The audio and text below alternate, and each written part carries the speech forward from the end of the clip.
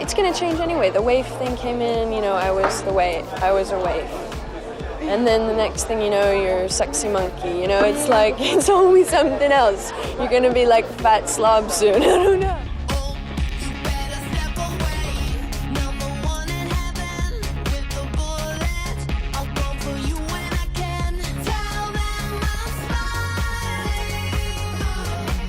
This is Throwback Thursdays, and I'm Tim Blanks. Today we're going to be looking at Amber Valletta, one of my favorite models. And if you feel like sharing this with your friends, by all means, go ahead.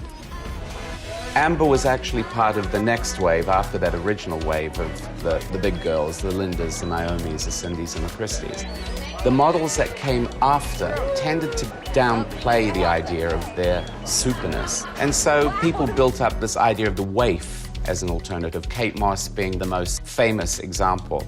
But Amber was included in that wave of modeling. They were much less glamorous in the way that they presented themselves. You know, it's nice to be appreciated, but at the same time, it's nice to just value yourself for who you are and not count on other people's feedback. And I think once you have your 15 seconds and then you don't, and then you do again, and then you don't.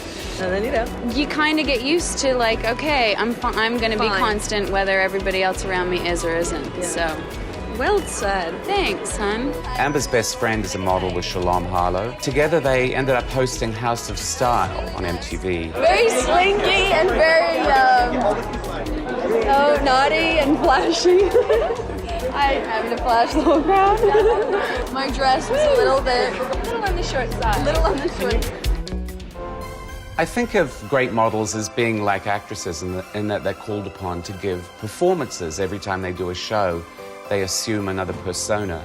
And Amber was like that. My persona is Amber Valletta, and I just don't hold on to that image. You know, it's what I do. I turn it on, I turn it off, and yeah, that's healthy. You know, it's exterior to me.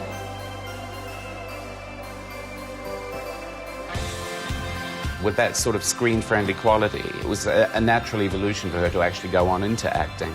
I did enjoy watching Revenge and seeing Amber as a femme fatale. You owe me your life. Some life.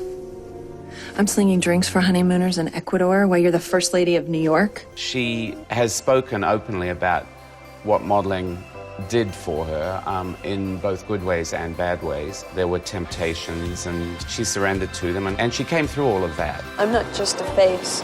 I'm a business person, and you don't realize that in the beginning. And I lost a lot of money because of it. Nobody gives you a handbook, here's how to model. I mean, Eileen made one 50 years ago, but of course today it doesn't work that way. Looking at these old interviews with her, I can't help but compare models then to models now. That is inevitable because you are looking at a fashion in faces. There was a moment when a certain look would prevail.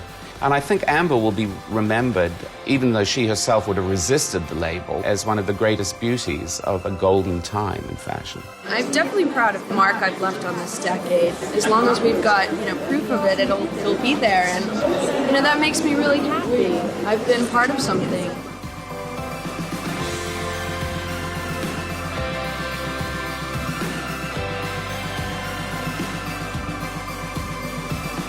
How do you think a model like Amber stands up against what you're seeing on the catwalk today?